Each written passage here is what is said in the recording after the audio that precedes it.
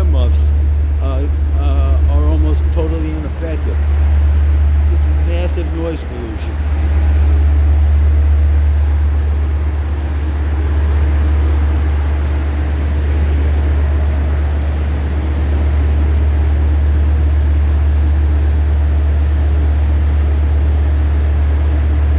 This is the train to Babylon, obviously powered by diesel.